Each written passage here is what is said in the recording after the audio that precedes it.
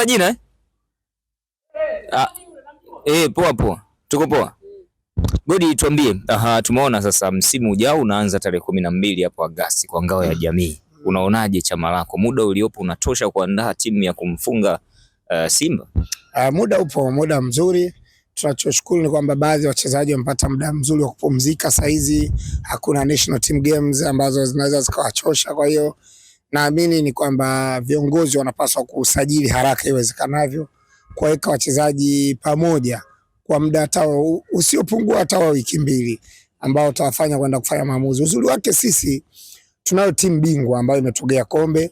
Tunaamini kwenye wachezaji ambao wametogea kombe la ligi kuu wanao uwezo kucheza na Simba wakawafunga vizuri tu hata kabla yao wengine ambao hawajaongezeka. Kwa tunaamini kwamba Ngao ya Jamii tutaifungua na tutaendelea kumnyanyasa mtani wetu kuchukua makombe yetu kama ilivyokuwa ada kwenye misimu mingine iliyokuwa. Msimu uliopita Ngao ya Jamii wakati mnachukua mlikuwa na kocha Romain Folz, wao walikuwa na Fadlu Davids, na hivi sasa tetesi zinaonyesha Fadlu anakuja upande wenu. Timu ndo mpya, amuoni kama ndo mnaenda kulitema kombe? Maana Fadlu kipindi yupo Simba mlikuwa mnasema kwamba ni kocha wa kawaida. Mimi kwanza nasubiri taarifa kamili.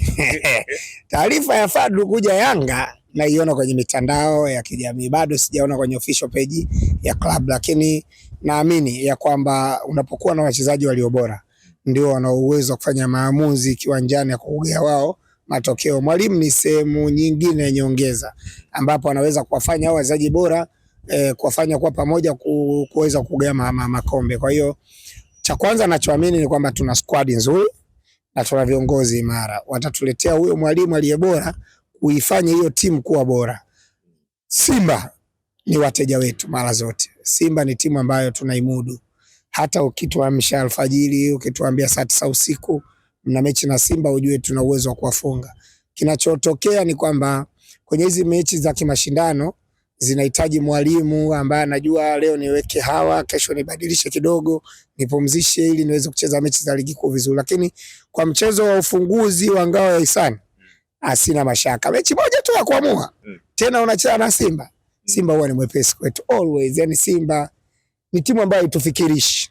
Tutacheza naye na tutamfunga na tutachukua kombe letu. Sawa, mchungaji anakusikia hapa. Sasa wakati kocha Pedro anaondoka, kabla ya pale ulizungumza kwamba Pedro hatoshi. Yes. Ilianzia kwenu nyinyi mashabiki wanachama, mkasema hatoshi na uongozi ukafanya maamuzi. Sasa tufanye ndo Fadlu huyo. Hebu mzungumzie Fadlu. Anatosha? Fadlu Davis. Fadlu sio kocha mbaya. Fadlu ni kocha mzuri ambaye alikosa wachezaji wazuri kwenye timu ya Simba. Na pamoja na kwamba alikosa wachezaji wazuri, lakini alijitahidi kwa uwezo na maarifa alionao kama mwalimu. Aliweza kuwafikisha Simba kwenye fainali ya kombe la shirikisho barani Afrika.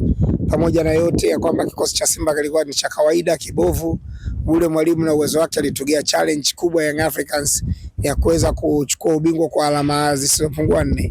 Kwa hiyo naamini ya kwamba kama anaweza akapatikana kocha wa aina yake kwenye squad iliyo bora kama Young Africans, ana uwezo kufanya vizuri zaidi alivyofanya Simba. So Fadlu Davis sio kocha wa kawaida. Unajua wakati mwingine mwalimu anaweza akaangushwa na timu. Mimi nitakwambia Pedro Gonçalves ana timu nzuri, lakini yeye mbinu zake, falsafa zake za kwamba timu ikae nyuma muda mwingi, kila mechi anaonekana ni timu ya pili uwanjani. Hicho ndio kitu ambacho mimi nilikiona kusema huyu mwalimu kwetu atoshi. Lakini Fadlu ni tofauti. Fadlu sio kwamba anapenda kuwa mwalimu wa pili kiwanjani timu yake. Yeye anatamani kuwa namba 1, kuonyesha mpira mzuri kwa sababu wachezaji anao, akiwa akipata quality players wazuri kama kina Maxim pia Nzengeli, una wachezaji kama kina Duke Oga Abuya, huwezi kukubali kuwa timu ya pili uwanjani, lazima utakubali kuwa timu ya kwanza.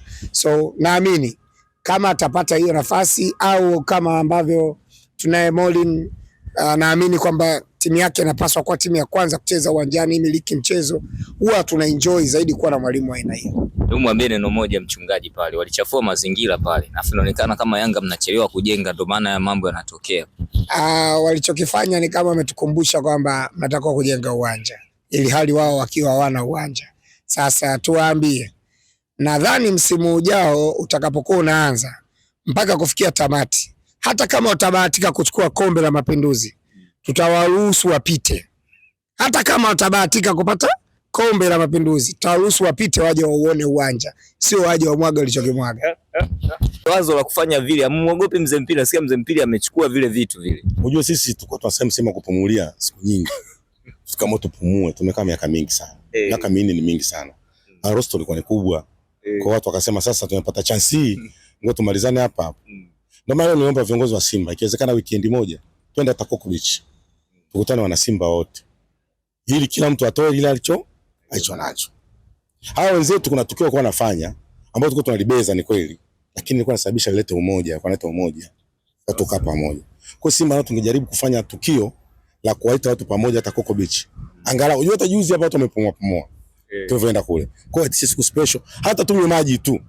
Utani pale maji. Utani kwa jambo zuri sana. Kwa hiyo viongozi wa Simba naona ile watajua ifanyie kazi ili turudi katika mfumo wetu wa Simba nguvu moja. Sasa ukiangalia hapa sasa hivi msimu ujao unaanza tarehe 12, imeenda kukutana na Young Africans Ngao ya Jamii. Kwa sasa hivi hauwaogopi? Kwanza wenye hofu ni Yanga. Kwa sababu sisi tumetoka kuwafunga. Safari Yanga amefungwa na Simba. Alifungwa wapi? Imetoka draw. Amefungwa, amesahau. Ile anasema ile ya penalty ile sio hata kama ingekuwa labda ya nini, lakini Yanga kafungwa. Anasema kile kikombe sio cha kufanyia parade, nyinyi mmekifanyia parade. Nakwambia hivi, katika makombe makubwa Tanzania ile la pili kwa ukubwa. Kwa hiyo ilikuwa lazima tufanye parade kwa aina jinsi. Kwa hiyo msimu unaokuja Simba itakuwa ya moto zaidi. Hii Simba ambayo mmeiona ya dakika za mwisho ni ya moto, kila mechi ameshinda. Unajua kocha wa Simba tokea hajaje kufungwa. Mechi zote ameshinda. Zingine katoa sare. Kwa hiyo tunataka mechi zinazofuata msimu unaoanza twende na moto ule ule. Kwa tukimpata sasa hivi kama Faisal akisema namba 10, Chama kuna namba 8 pale huko kutoka Libase, ukaja kutokea Oura, Simba itakuwa ya moto sana safari. Sasa Simba wewe ina changamoto moja, inapofanya vizuri makocha wanapata ofa nje na wanaondoka. Ukiangalia hata Fadu ilikuwa hivyo hivyo, makocha wengine walikuwa wanaondoka hivyo, hata Kishingo. Hii nyinyi wanachama haiwapi hofu kwa kocha kufanya vizuri katika msimu uliopita kwamba huenda naye akaondoka? Mnawaambia nini viongozi? Hiyo jambo nalo ni zito sana. Kwa sababu wenzetu wale wanatuzidi kwa uwezo. Umeona?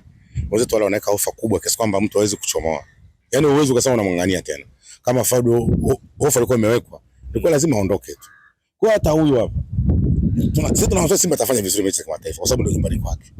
Sasa wakimwona tena huyo unafikiri itakuwa vipi?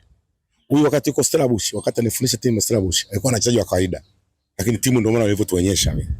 Sasa kaitoa mastaa. Wao wanategemea klabu bingwa itakuwaje? Klabu bingwa Simba itafika mbali. Kwa hiyo ni mwalimu ambaye Simba walipoint na Simba anajua kupoint walimu kuliko unavyofikiria. Kwa hiyo huyu tukienda naye klabu bingwa kama atafanya vizuri, kurudi naye itakuwa ni aghalabu. Tunaweza tukamwacha huko kutaka tukaanza upya. Sasa hivi tumeshuka kama academy ya makocha. Sasa msimu uliopita moja kati ya mechi ambayo imewakosesha ubingwa ulikuwa ukizungumza sana mechi ya Mtibwa. Lakini pia ukiangalia mechi ya Young Africans iliwakosesha ubingwa. Msimu ujao unafikiri nini hasa uongozi ufanye ili kwenye mechi kama hizi ziwe na faida? Tuende vile vile kama tulivyoenda. Unajue si safari hata kama ile Yanga kutoa naye sare ilikuwa sio issue. Issue ilikuwa kama hiyo mechi unayosema ya Mtibwa. Ile mechi ndio ilisababisha Simba siwe bingwa. Ile mechi angeshinda ile mechi, haya mambo mengine tungeacha, Simba angechukua ubingwa. Kwa hiyo mwaka kesho tuende na focus ambayo tulianza nayo. Alafu focus ambayo nataka Simba sio mwaka kesho, mwezi ujao. Mwezi ujao. Sio mbali tena, mwezi ujao. Kwa hiyo tunawaomba viongozi wa Simba wawe imara kila mechi wanakoenda. Waende kama cabinet ya Simba. Wajifunze kwa Yanga. Yanga cabinet ambayo alienda nayo siku ile hapa mechi na TRA. Inagopesha ile cabinet. Ndio Simba inabidi awe cabinet kama ile. Unacheza lakini ukiangalia juu. Lakini wanasema sasa Simba hata ikija cabinet nzima haitishi. Wanaweza akaja. Hata pale juu amekaa mtu viongozi tu wale wa bodi, viongozi wengine. Kwa mfumo ambao Simba wanakuja nao, cabinet ya Simba mwaka kesho itatisha. Sababu Simba wanaenda kuna mambo wanaenda kurekebisha. Simba inaenda kurekebishwa. Kwa hiyo mwaka kesho itakuwa ni Simba tofauti kuliko hiyo ambayo watu wameiona mwaka huu. Umetisha. Asante sana.